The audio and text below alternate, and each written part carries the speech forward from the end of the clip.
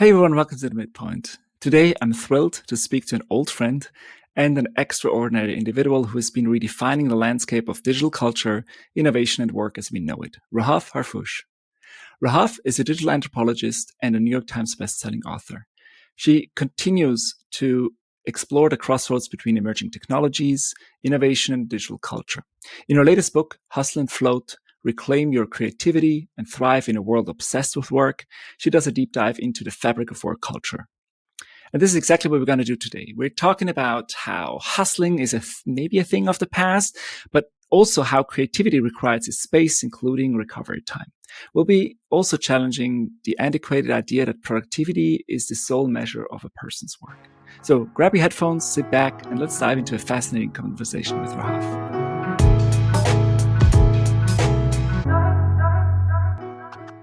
Welcome, Rahaf. Great to have you on the show. Thanks for having me. So growing up, watching American movies and sort of how success and how his work defined me just through the TV that I was watching before I went to university and to work, I had the picture sort of in my head that you have to be a hustler, right? So hardworking meant the harder you work, hard workers, they were successful. The more successful, the more you work, the more successful you are. But that picture has changed over time, and would love to discuss sort of how your story was a little bit, sort of how you perceived that earlier on, and sort of how did that shape your work beliefs? I mean, my story is very similar to yours, right? I grew up in Canada, North America. So it was very much this idea of an individualistic culture where the thing that determined your success was how hard you worked. Like there were infinite opportunities. And if you could just apply yourself enough, wake up earlier, stay at work later, try a little harder, it was all about effort. That would be the thing that determined your success. And this was repeated in movies. It was repeated in news articles. We see this story all the time. And what I didn't learn until much later, because I believed this with my entire being. What I didn't realize until I was much older was that hard work is an important variable that does have an impact on your success, but it's one variable. And there are a lot of other variables in that success. There's the country you're born in, the family you're born into, your access to healthcare and education, your access to networking, your access to capital. All of these things are actually, we don't like to hear it, but they are essential in determining your success. So hard work turns the dial a little bit, but ultimately it's all these other factors, I think, that play a much bigger part. And for me, the second thing that I realized, in addition to the fundamental lie that we've been told that it's only hard work that matters, is that for the type of work I was doing, for the type of work many of us do, which I would categorize as creative work, if you come up with ideas or research or strategize or collaborate or anything that uses your brain, the idea or the system of working nonstop and hustling is actually, from a biological, neurological standpoint, ineffective. It's harmful to the type of work you're trying to do. So you have this really interesting contradiction where on one hand, you have a cultural story that says to you, if you want to be successful, you have to work nonstop. You have to work until you're tired. You've got to be the last one in the office. You've got to be the first one awake.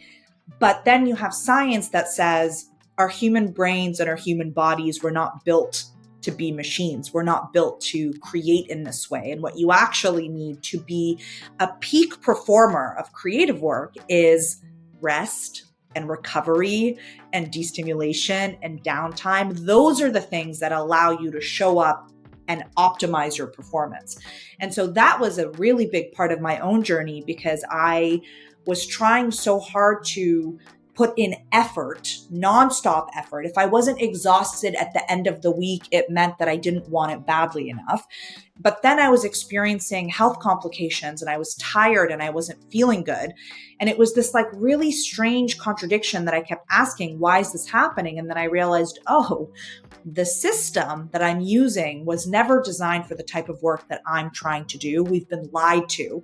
And if I want to keep working and keep doing the work that I love at a level that I love and at a level I could be proud of, I had to completely rewrite the rule book, the storybook of the role of effort and how hard work links to success and also links to my identity as a person. Do you have a moment where sort of in the past where you remember sort of when you had that realization?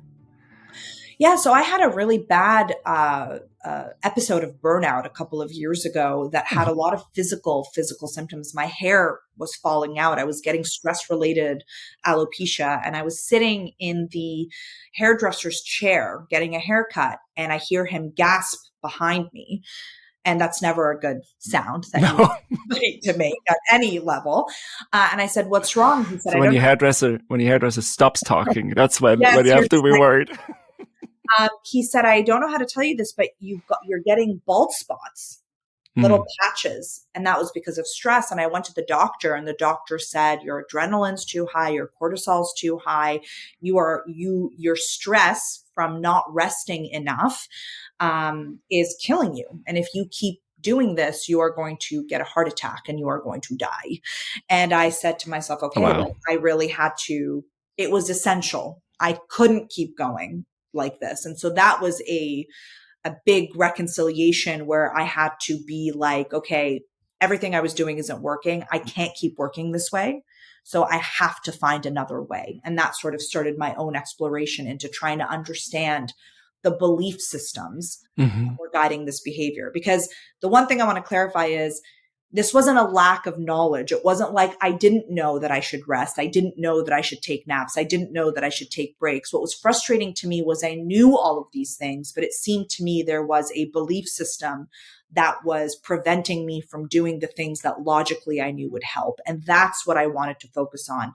The source code, the unwritten, the unknown variables that were kind of determining my behavior. I wanted to address those. It's super interesting. I mean, I don't have your book physically here. I can show my old Kindle where Ready to Float. Hustle and Float was a wonderful read because it was also talking about a sort of a famous singer, Beyonce, that had apparently also a similar episode, right, where she was going through a burnout. But I don't think anybody. Well, I'm not a great fan. I'm not as super much interested in music. Maybe it's commonly known, but it's interesting that a lot of people have to get to that point to then make those changes, right? How did you tackle the aftermath? Because I would assume that once you hit that wall and basically have to rebuild that belief system or rethink everything you do, it's very hard to start anywhere. How did you get that back?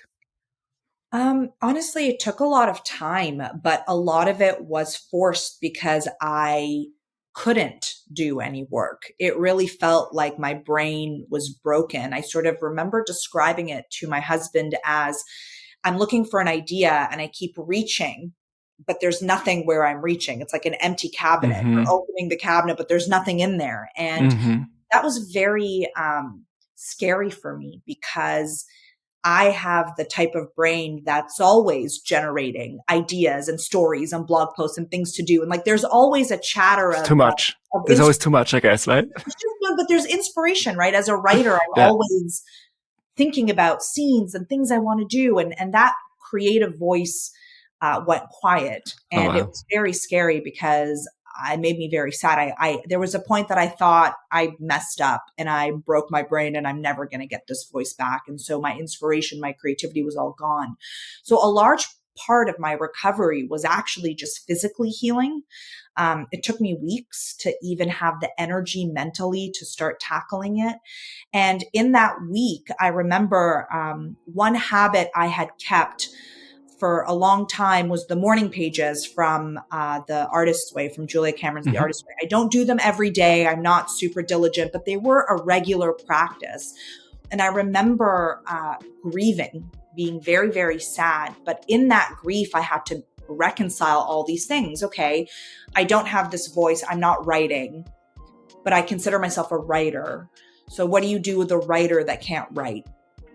Right? What do you do with a creative that can't create? Who am I outside of what I can produce? And that was the big shift. I didn't realize that up until that point in time, my entire identity was built around these concepts of what I was doing.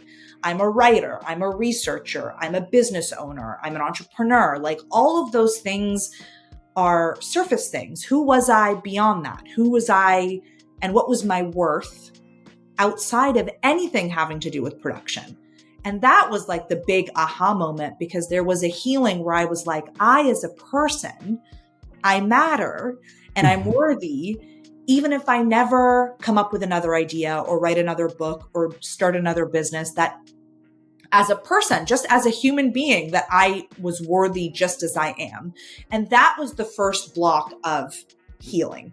Because once I realized that my job did not define my self-worth, my productivity did not define my self-worth, it reprioritized everything.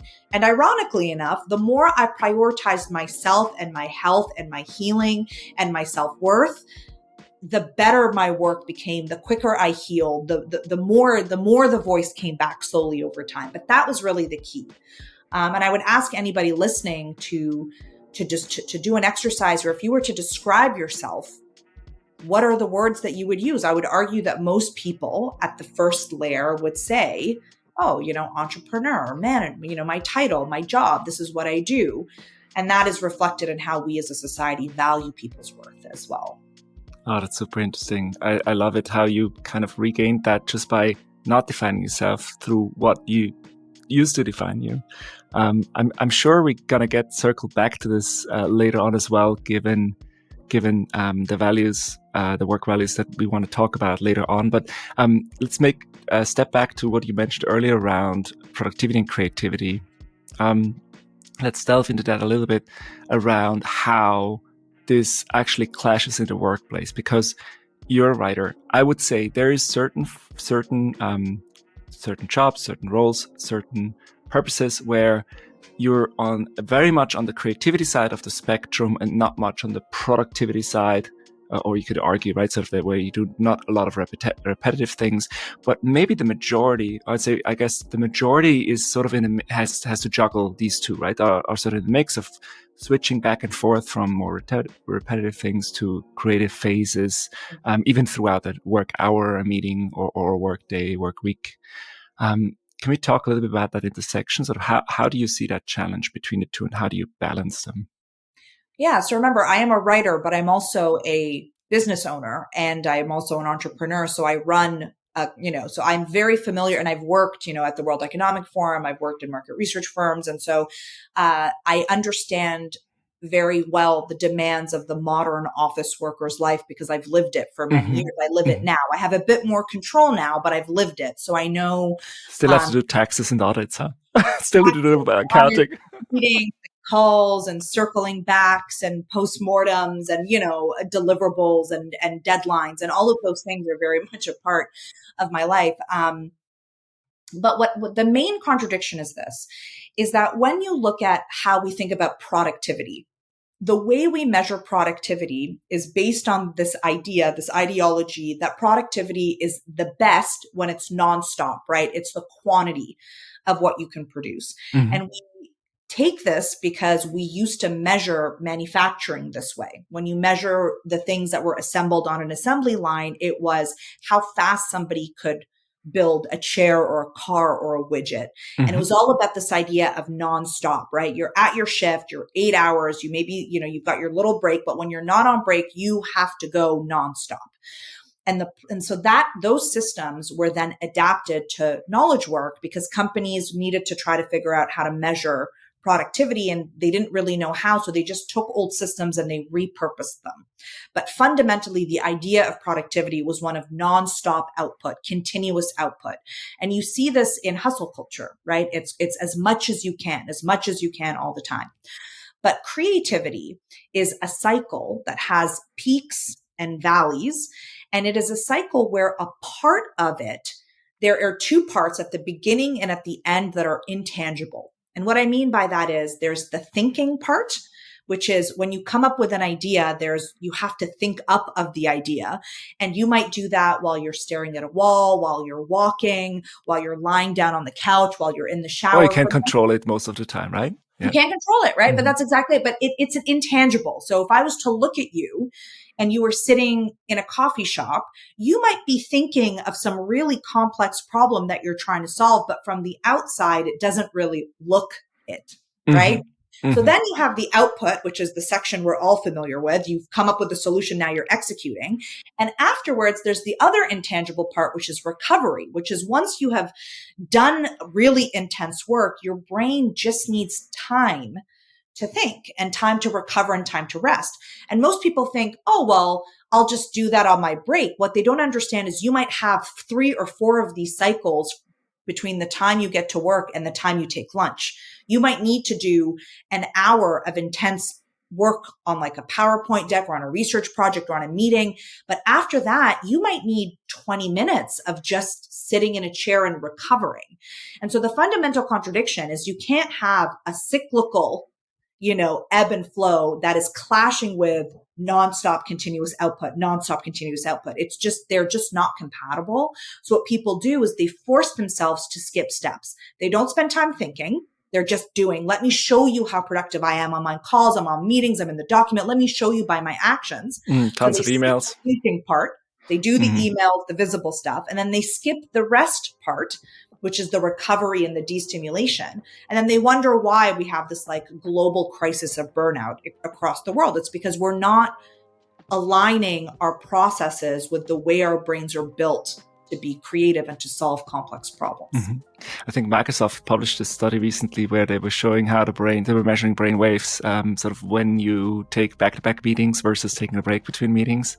And it was astounding how much that just short recovery break will help you to be more focused and more present in the next meeting. Well, that might not be creative work or might actually be an extremely important meeting. So you better sort of organize yourself throughout the day. I personally always think, why do we not shorten meetings? It would be so simple, but it's sometimes also very hard to stop 10 minutes before the hour, right? Because everybody usually goes back into the next one. Breaks are so important. Fully agree. But meetings, I just want to push back on that. Meetings are Yeah. creative work. If you are engaging with a team, if you're collaborating, you're listening to people, you're responding, you're evaluating what they're saying, that's all creative work too. And I would Yeah, for argue, sure. and I would argue that meetings are one of those things that people just do without designing them properly, but learning to facilitate a meeting and learning to structure a meeting is probably one of the most overlooked skill sets for leaders today. Fully agree. That brings me to another question that just came up while you were talking about creativity. Can you help us understand? I think with the meeting structure, you already answered that partially. How can you be more productive during a creative phase? Is it preparation? Is it the structure, the plan? How can you be sort of, you know what I mean, right? Sort of, you cannot force it, but you can maybe cater for it. Yes. The answer is going to be different for everybody. Mm-hmm. So the single best thing that you can do for yourself as an adult who works in a knowledge industry is to take the time to understand your own creative nuances, because everybody has nuances that are a little bit different. So in my upcoming book, Humane Productivity, I talk about something called the creative cycle, which is this like 4-step sort of energetic process that everybody has. It's like the ramp up, peak performance, the ramp down, and then recovery. The key is that once I asked my friends to test this out for me, I asked hundreds of people to like try this model. Everyone had the same steps, but everyone had a cycle that was a little bit different. So my cycle, for example, from beginning to end was like 90 minutes, which is a pretty long cycle. There's no good, there's no bad. There's just 90 minutes. I have a friend who was very productive. Her entire cycle was like 30 minutes.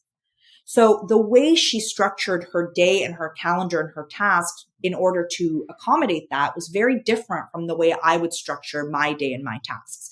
So I always say to people, you have to understand yourself. Stop trying to force yourself into other people's creative solutions and start at the beginning. When am I the most productive? Right? Morning, afternoon, evening. How long am I productive for? So I can be in the zone for, I'd say 60 minutes before I need like a break. My friend needs a break, she can do it for 20 minutes and maybe she needs a 5-minute break, whereas I would need a 20-minute break, right? It's just to try to understand what is your best process. And the way you figure that out is by literally having a timer, having your phone next to you when you're doing a task, and just starting to assess, when are you in like the zone?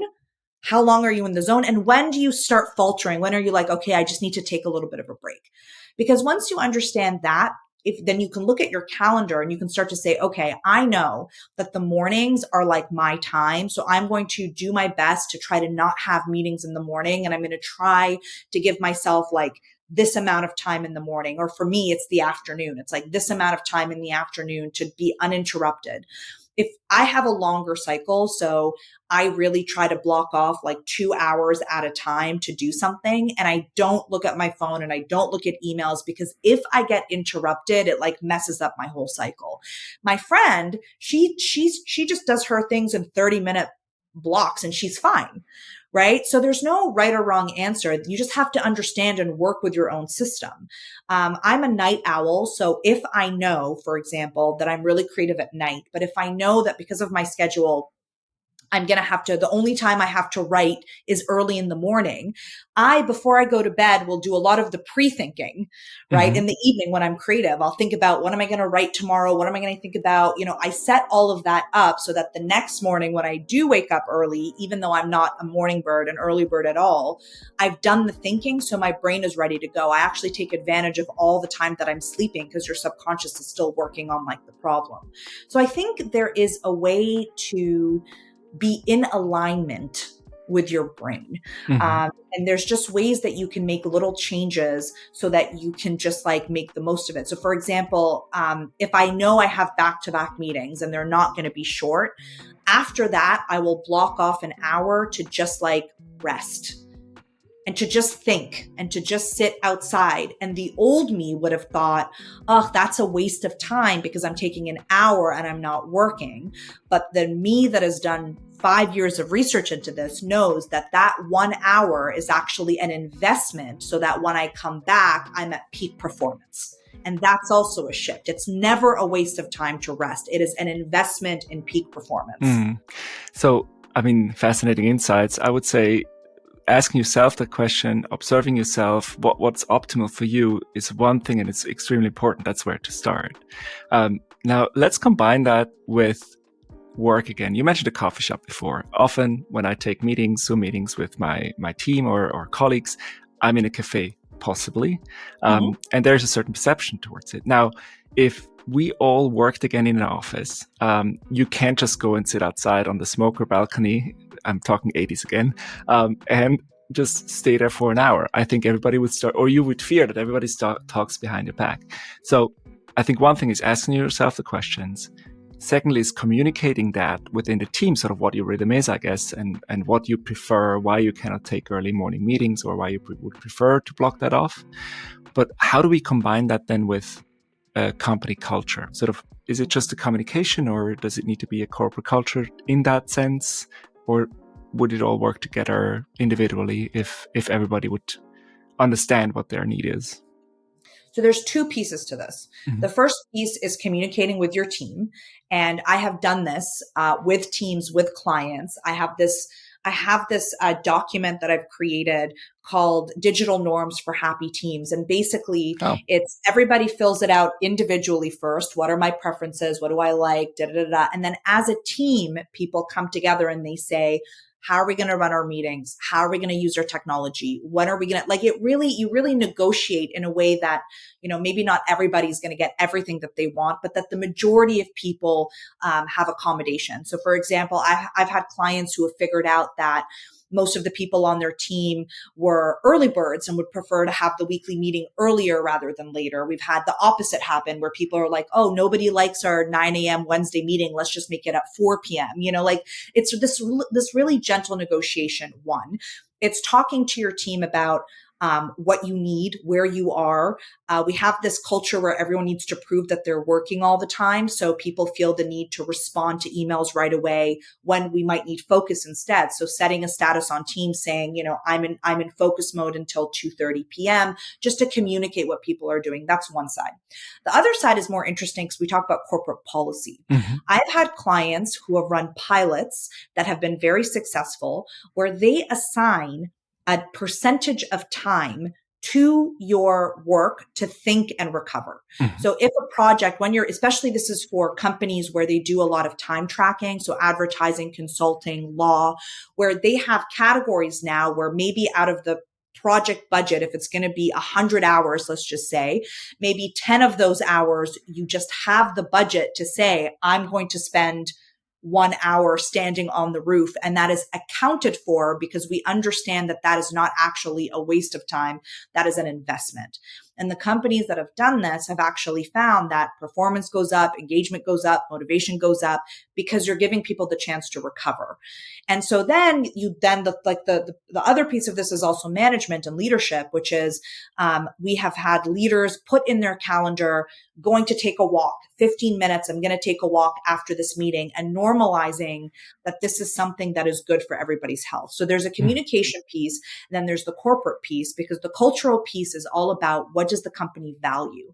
And if the company values knowledge work and creativity and innovation, they have to prove that by putting systems and processes in place that reflect that these things are important. And if they don't, then they're just talking a big game, but they're not actually interested in real change. Mm-hmm. How do you connect that then to, let's say, the output-oriented productivity metrics that all companies still have?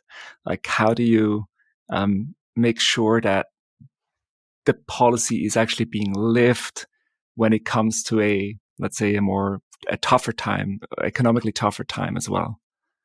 But it's funny because whether it's economically tougher or not, actually, the more economically tough, the more stress people are under, the more it would make sense to create processes to help them maintain their mental health. I mean, scientists are now just starting to understand the psychological impact of the pandemic. There's something that they're just starting to understand called post-pandemic trauma response. And it's I don't think I named that properly, but that's the gist of what it is. And basically they were saying that so many of us were under so much mental and psychological stress, the unknown, getting sick, vaccines, traveling, safety, all of these things, that if you were an iPhone battery, if you were a phone battery that was normally at 100%, the pandemic must have drained us like 20 or 30%. So we were starting at 70%. Mm-hmm. Right. And so in times of economic distress, it's like the answer isn't make people work harder for more. The answer is how do you manage the stress and the distractions so that people can actually perform better? And the funniest thing to look at is if you look at all the pilot programs that have been done around the world with the 4-day work week, right? 4-day work week, they're like, let's try it. And what happened? People were taking more time off, but productivity wasn't decreasing and engagement was going up. So for me to answer this question, there's again two pieces to it. The first piece is many of our jobs had scope creep over the last 3 years. So the first question I ask my clients before we do anything is the amount of work you're expecting people to accomplish, can it actually be done in 8 hours? Is it realistic to give? Because when we actually calculated it, most often than not, you're asking people to do 12 hours of work or 16 hours of work in an 8-hour day. So the base expectation is not realistic. No matter how much rest and how much life hacks I do and how many productivity things I put into place, if you're asking me to do something that can't fit in 8 hours, that's not going to work. So is the expectation reasonable? And then the second question then becomes, okay, like, are we actually measuring? Like, what are we actually measuring? Are we measuring motivation? Are we measuring engagement? Are we measuring quality of work? Are we measuring satisfaction of clients? Like, there's other metrics other than numbers of hours worked and utilization, which I hate. Like, utilization is probably such a weird thing to measure because it doesn't actually capture the nuances of the quality of the ideas, the collaboration of the team, Well, it's an abstraction to make it a tangible metric, right? It's sort of an unpractical abstraction. Who came up with 8-hour anyway? Or is this 9 to 5 concept? Do you know? Well, the 8 hour was actually popularized during the Industrial Revolution. Henry Ford really, he was the one who promoted it the most. But originally it was 8 hours of rest, 8 hours of work, 8 hours of recreation. And this was during the protests during the Industrial Revolution when Okay. people were working inhumane hours. And the funny thing is that, so that 8 hours a day is so arbitrary because neuroscience research shows that our brains for knowledge work after 6 hours, we're actually tapped out. So we should be technically working 6 hours a day. And when I say that, people will immediately be like, well, that's not enough. And I always say to them, and I'll ask you this, Rico, have you ever pulled an all-nighter? Yeah. Yeah, we all have, right? Mm-hmm. So hour 17, when you're on hour 17, is that the same quality of work as hour 3? I think on a silly scale, I'll be the silliest at that point in time. This is what I'm Definitely saying. not that. Definitely not the best quality. I agree. Right? So 16 hours doesn't actually get you double an Mm-hmm. 8 hour day. The returns are declining.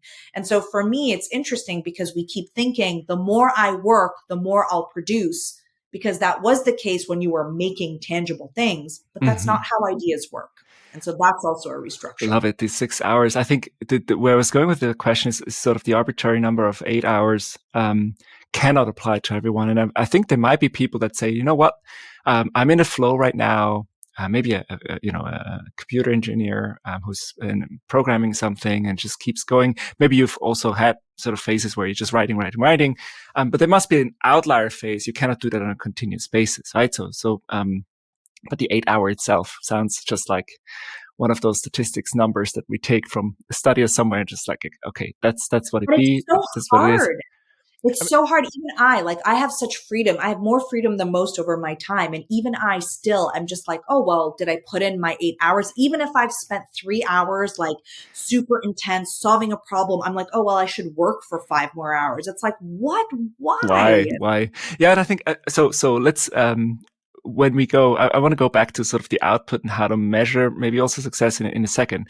I think the 8 hour, 8 hour, 8 hour split might have just been marketing to sort of politically thinking, just sounds easy, 888, since we have 24 hours. Maybe that was just a simple reason how he ended up with 8 hours. Let's take Elon Musk or any other owner of a company. I've worked for a lot of founders in my past, and usually they put in more than 8 hours a week, 8 hours a day, sorry. They're often proud of themselves saying, I work 80 hours, 100 hours. They're devoted, maybe also because they own the majority of the company. They have a much bigger investment into why this needs to be successful. What do you think of their productivity or their output creatively? Do you think they are superhumans or just outliers compared to everybody else? So there's a couple of pieces to this. I think oftentimes people who, and I don't want to categorize or generalize, but a lot of the founders that I know are very privileged in the sense that many of them have partners at home who can help with domestic chores. They've got help. They've got people who can help them clean. They've got people like there is the reason that they can focus so much compared to maybe other people's that they have a support system in place that will Mm-hmm. enable to do that because Mm-hmm. a lot of other people need to go grocery shopping and run errands and take care of the kids and pay bills and like do all of these things. I just think so much of the culture of founders is this like endurance sport. Like I'm just going to be up all night. There's this archetype right in our society of what a founder needs to do to succeed. And it's like, if you're not sleeping under your desk, if you're not sleeping, if you're not crying, if you're not completely breaking down, then you don't want it badly enough. I just don't think that's true because I also know so many founders that have health problems, that have relationship problems, that end up burning out. And Mm. so it's like, we don't talk about that. And you mentioned Elon Musk. And what's really funny is that, not like haha funny, but just ironic funny, is that Elon Musk did this interview in 2018 with the New York Times that I would highly encourage you to go read because he starts to cry during this interview. And he starts to cry because he is just so stretched to the limit. You really feel for him. I'm not a big fan of whatever he's currently doing right now and the issues he's Mm. working at. But in 2018, just as a human being, you can tell that this person has reached their limit. And he says, this is when he was being praised for sleeping under his desk. So on one side, everyone's like, wow, he's sleeping under his desk. And when you read it, he says, I haven't been able to spend time with my kids. I haven't been able to spend time on my health. I'm so stressed out. I've never been more miserable. I can't keep going like this. And he has an emotional break. So that's what this culture is doing to people. And yet you turn around and there's an article that, the next day that says, wow, look how devoted he is to his work. I just don't buy it because I used to believe in all of this stuff before. But when you look at biologically, we are not meant to sustain a stress response for that long. Mm-hmm. And we should talk about stress responses because stress in and of itself is not a bad thing. Stress can actually be really good for you as long as you end the stress cycle and recover. Burnout is when you're stressed without any recovery for days and months and years in some cases. And so I look at these people and I just think these are lies. What you see on social media is a lie. There are costs, and those costs might be health, they might be family, they might be relationships, they might be well-being, but I just don't think it's an accurate reflection of what it takes to be successful. Or I think maybe as a society, we need to remeasure how we evaluate success. If it's like, cool, your company's worth $1 billion, but your health, your relationships, your family, your friends, your joy in life, that's all at a zero. If that's a good trade-off, then maybe I just don't agree with what we consider to be a successful entrepreneur in today's society. Yeah, I can't really define that term. I remember speaking with a founder, sort of a serial entrepreneur in Singapore, and she was basically mentioning that among her friends, like always one thing suffers. It's either your startup, either your family, or your health. I think she was not referring to family at the time. I think she was referring to relationships, her friends, and so forth. Mm-hmm. And I can completely concur. A lot of founders I worked with were either divorced or were really in bad shape. I think at the point where we record this podcast, Elon Musk still wants to fight Mark Zuckerberg. So I'm not sure he's going to win in that kind of fight. I'm not sure if you heard that. He seems very unwell, I will say. Mm-hmm. He seems like, I've been reading a lot of psychology books. I'm really interested in sort of the psyche. And what I've learned is that the way people talk to others is the way that they talk to themselves. And I just don't think, based on how I see him talk to others, I don't think he's very kind to himself. I think this is a human being that is in a lot of pain. I think he has a lot of issues, and it's sad because all this money, and instead of like going to therapy and just learning to work through them, he's just acting out. And I don't know if he has people in his life who are telling him about this. You get into this bubble where you have so much power, no one tells you no. And how sad is that? Like, I can think of at least like 5 friends in my life who would like physically, if I was acting this way, who would physically be like, it's time for you to get some help. It's time for you to get off Twitter. And the fact that no one's doing that for him, I find that really sad. I try to have a lot of empathy for him for that, because that's not cool. Yeah, support system is always extremely important, and have somebody to keep you sort of in check, or sort of a good balance in terms of what you're doing, how you're doing things. You want to talk about stress. I think one big contributor to stress is also your sleep. And I just want to tie this back to the 100-hour work week from Elon Musk or sort of other high performers. I doubt that when somebody tells me he only needs 4 hours of sleep at night, I usually doubt that that's actually the case. It's just a little bit of show off. I think there's outliers, but they're in sort of 0.0 something percentage of the population that can sustain that. What are the other stress related factors that you see we can control aside from sleep? Technology, stimulation. One of the interesting elements in my work as a digital anthropologist is the idea of digital contagion. So, the impact on your nervous system when you are constantly engaging in applications that are designed to spike your dopamine 1,000 times an hour as you're scrolling, but also the content of what you're reading. So, if you're reading tragedy, bad news, violent news, depressing news, horrible things all the time, your body is actually perceiving that as a threat. And so you could be on your couch on the weekend, and if you are reading nonstop horrible things, your body is in a state of fight or flight. And when it is in a state of threat, it cannot rest, because the opposite of fight or flight is your rest and digest system. So your goal as a human who works and lives in a stressful life is to constantly manage this movement between fight and flight, which is work, job, pressures, life, and rest and digest, which is sleep, relaxing, recovering energy. And so many people don't understand, oh, well, it's the weekend. Why don't I feel rested? Or, oh, like I'm trying to get enough sleep, but I'm on my phone right before I go to sleep. It's not just the light of your device. It's the content, it's the dopamine, it's the adrenaline. And these apps are being specifically designed to create these reactions because it gets you to spend more time. So the best thing that you can do is to take an audit of the content that you're reading. Because remember, we have like a scale where we're connected to a scale of people that we've never been connected to before. Mm-hmm. Our bodies is very like old software and old hardware, right? Hundreds of thousands of years. Yeah, exactly. Right? 10,000 years that's been operating. And we were not designed to carry the emotional burden of the entire world's grief, stress, violence, war, famine. Like we just weren't designed to do it nonstop.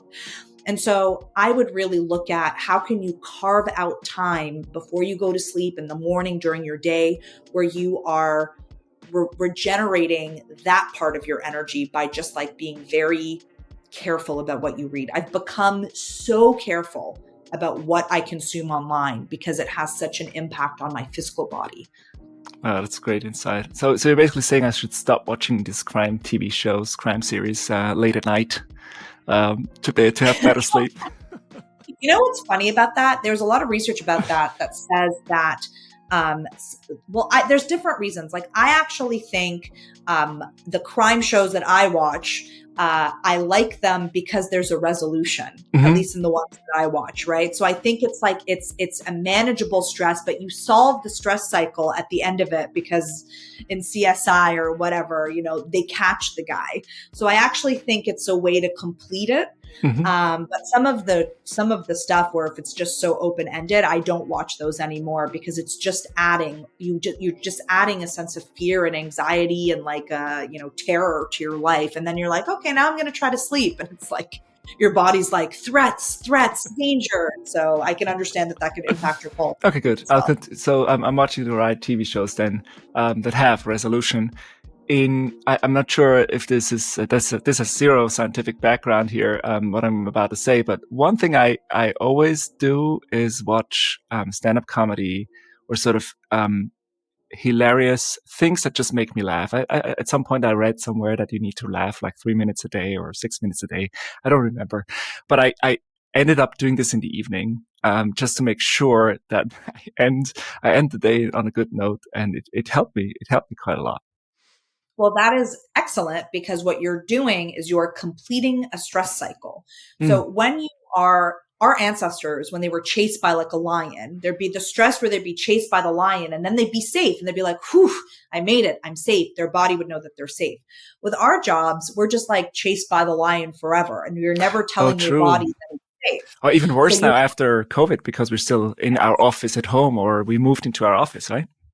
Yeah. And so we have this threat. And so according to the research, I think it's Emily Nagasaki who wrote about the stress cycle, that you have to find ways not to tell your brain, but to tell your body that the threat is over.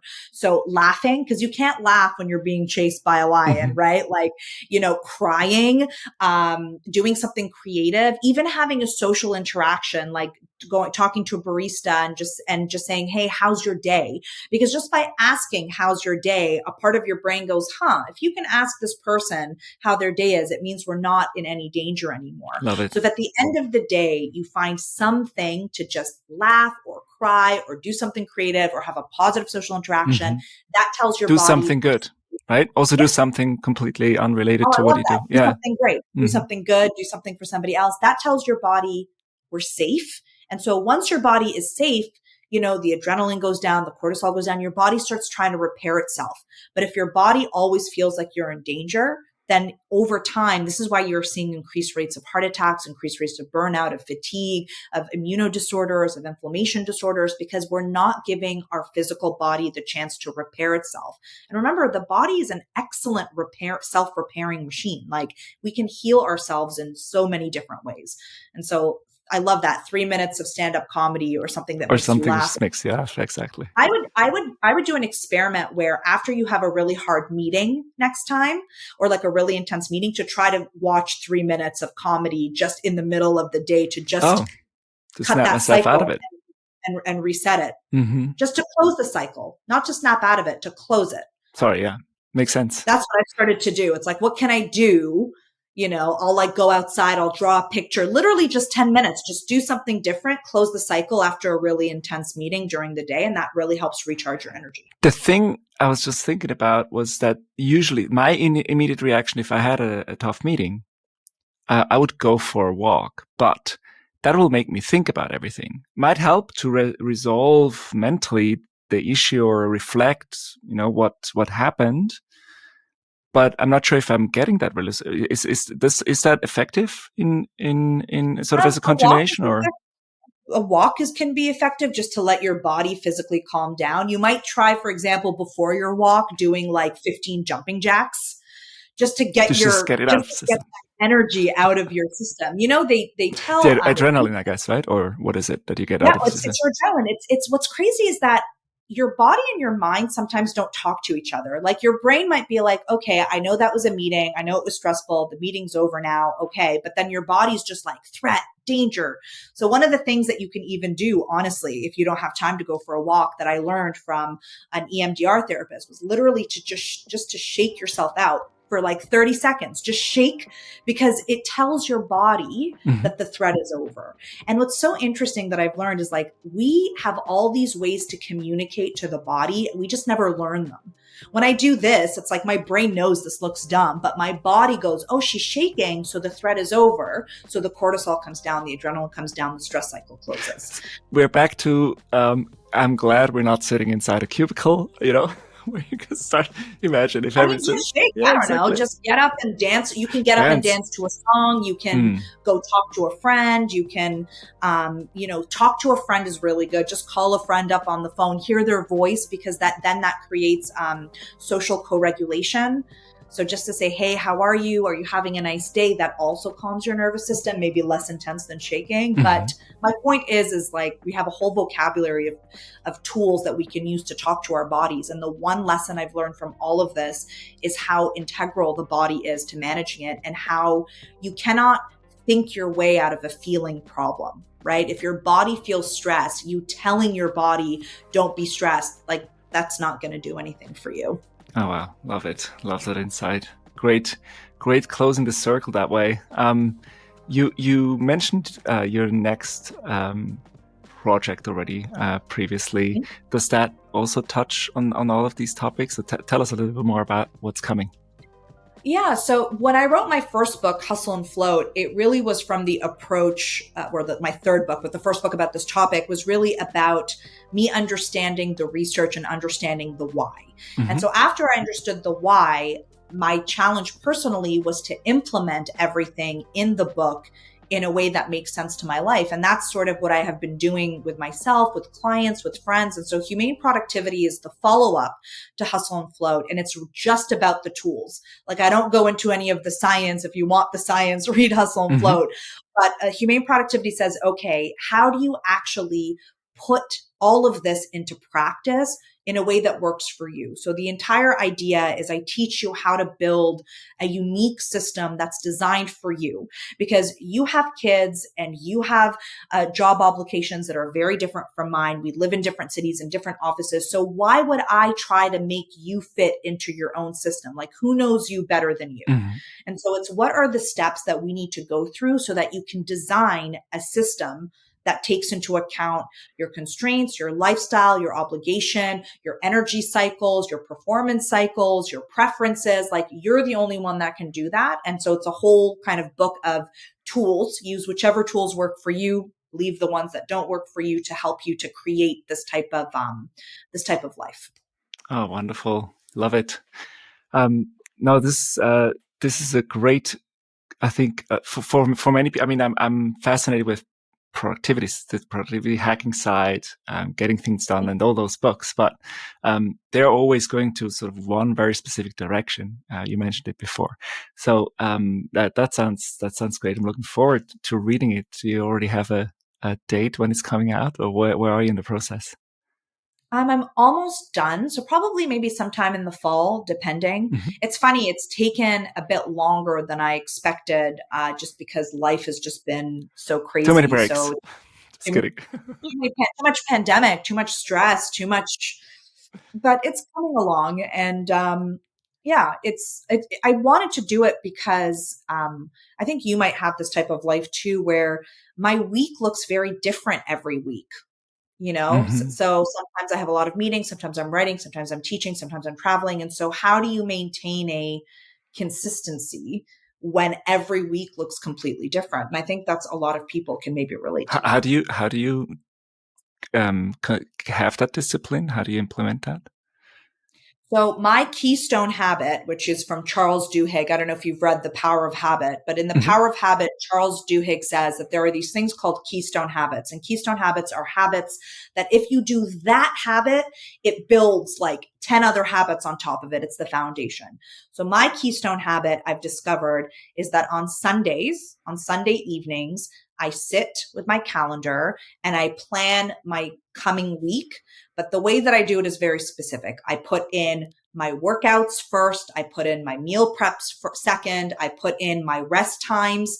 And then I build out, okay, so I look, okay, this Tuesday, I've got a big project due. So I'm not going to be able to do a long workout. So I know I'm going to have to do the workout on Wednesday instead, which, like, I really plan to design Love around the that. pillars of, one, can I write?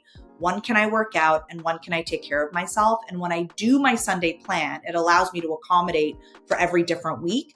And when I do that, I'm like 90 times more likely to eat healthier, stick with the workout schedule because I've accommodated it. Oh, I have a really stressful day that day. I'm going to do an afternoon yoga class. Oh, I'm going to have a lot of energy on Thursday. I'm going to do like a weightlifting or a boxing class. The next week might look completely different. But when I do that, and when I plan for meal prep, my husband and I, every week, we meal prep for the week, then the pillars of what I need to feel my best, those are the things that end up making sure that I have a better week. And the funny thing is what I've learned is it's not how many meetings I'm in, and it's not what I cross off of my to-do list. It's when I eat healthy, when I take care of my body, when I spend time writing uninterrupted. Those three things, I feel fantastic about my day. And the more I do them, then the more that goodness sort of spreads to the rest of the week. Oh But man. that takes into account travel time, airport time, waking up in a hotel, not having a yoga mat. I just Yeah. adjust. I always start with mental health, physical health, eating well, because those are investments that help me produce my best work. Oh wow, amazing! Oh well, those last few minutes alone, or was definitely worth the conversation. I love this so much. Thank you for taking your time. How are you gonna recover from recording this episode in the next couple of minutes? What are you gonna do? Oh, it's funny that you say that because I literally have on my I'm going to start shaking now. It wasn't that stressful, but I do have on my calendar just like a 15-minute. I'm just going to go walk outside the garden real quick and just like, get a glass of water, de-stress, and then do some admin work. And then I've got, so some time to just like easy brain work before I get started on my next thing. So that's how I'm going to do it. Lovely. Love it. What are you going to do? I'm Are you gonna going to copy shake? this right away, and I'm not gonna shake. It was a wonderful conversation. I feel more relaxed than before. I'm always a little bit more nervous before the recording because you have everything ready, and you need to make sure that everything works. But I'm gonna copy you and just gonna go for walks. It's a wonderful day outside. We both live in a city where there is I don't know 35 Celsius. I'm not sure what that's Fahrenheit today. So let's stay in the shadow. Let's just Stay take in it the take it shadow. slow. Drink some water. Drink a big glass of water. We're all so dehydrated too. So just drink a big glass of water, get some sun, and then come back and do it Perfect. again. Well, thank you so much, Raf, for taking your time, and looking forward to the release of your next book. Well, can't wait. Thank you so much for listening in. We really enjoyed it. Hope you did too. Tune in again next Friday for the next episode. And in the meantime, please subscribe to this podcast. Also give us a positive review wherever you're listening in. And I hope you come and listen again. Have a great week and see you soon.